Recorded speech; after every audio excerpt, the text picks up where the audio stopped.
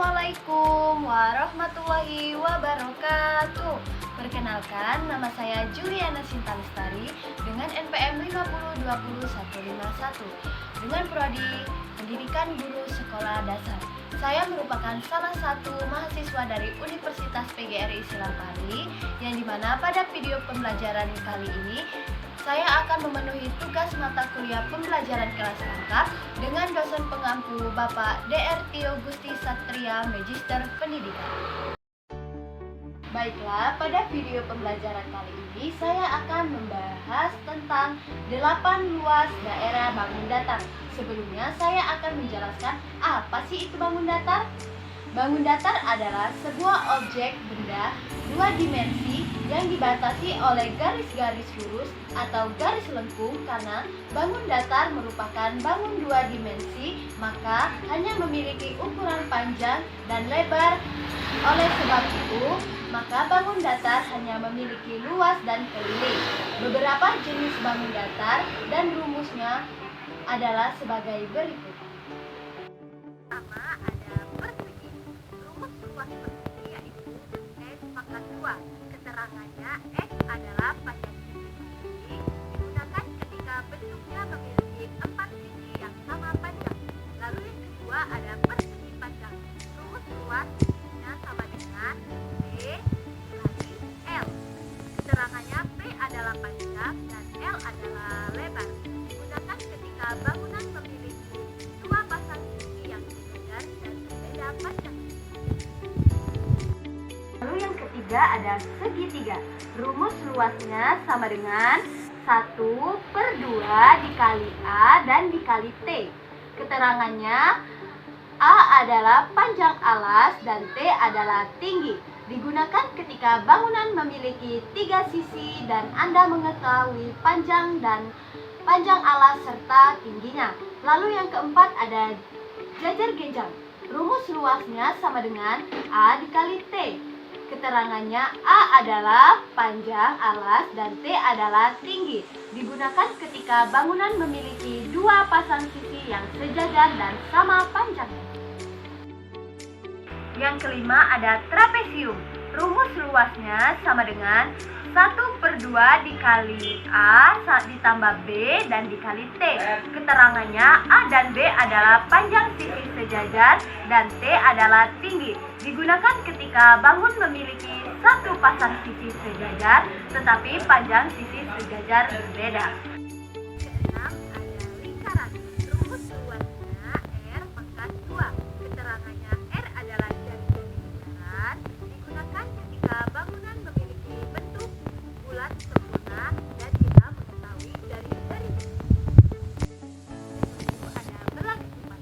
Rumus luasnya sama dengan 1/2 dikali D1 dikali D2.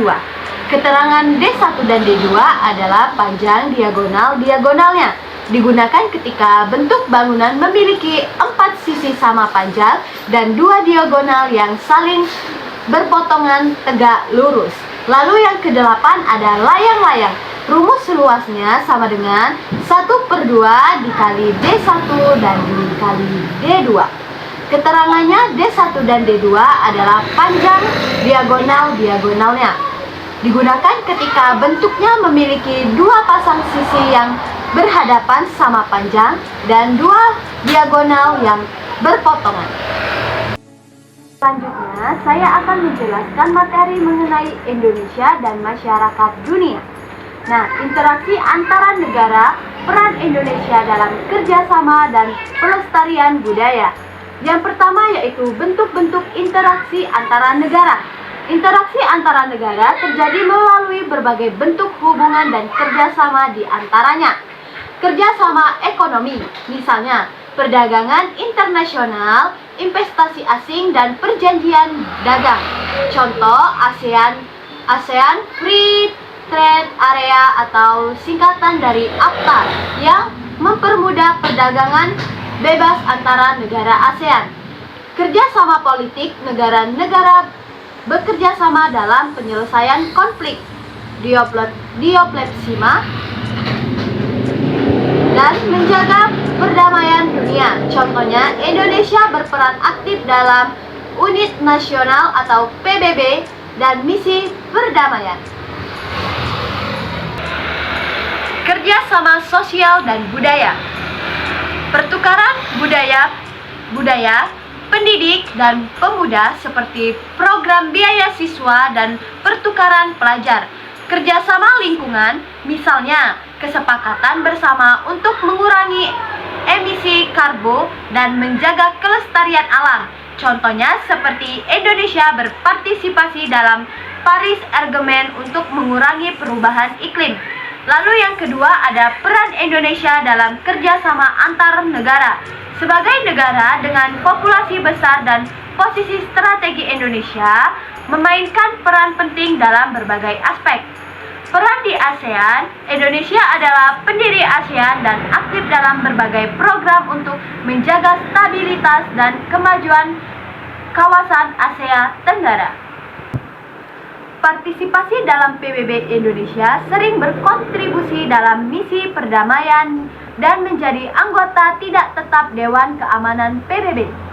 Perdagangan internasional, Indonesia terlibat dalam perdagangan dengan berbagai negara dan organisasi seperti WTO untuk mendukung pertumbuhan ekonomi. Kerjasama maritim, mengingat Indonesia adalah negara kepulauan, Indonesia mendukung kerjasama di bidang keamanan dan ekonomi maritim.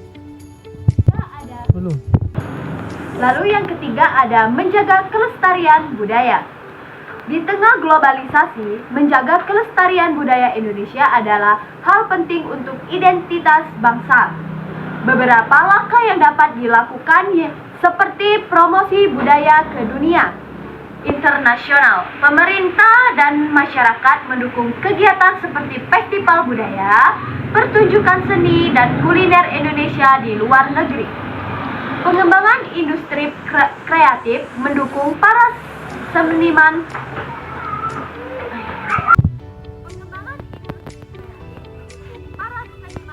Perajin dan pengusaha kreatif untuk memproduksi barang yang menampilkan keunikan budaya lokal.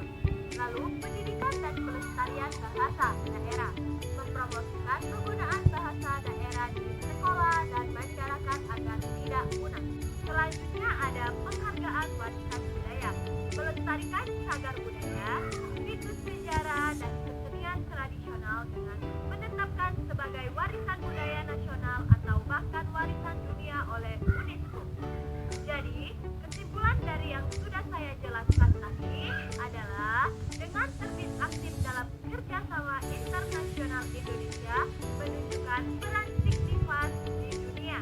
Di sisi lain, menjaga kelestarian budaya tetap menjadi prioritas untuk mempertahankan identitas dan warisan nasional di tengah arus globalisasi. Baiklah, itulah tadi materi yang bisa saya jelaskan pada hari ini. Semoga apa yang sudah saya jelaskan mengenai materi tadi dapat berguna bagi kalian semua. Apabila ada salah kata, saya mohon maaf. Saya akhiri. Wassalamualaikum warahmatullahi wabarakatuh.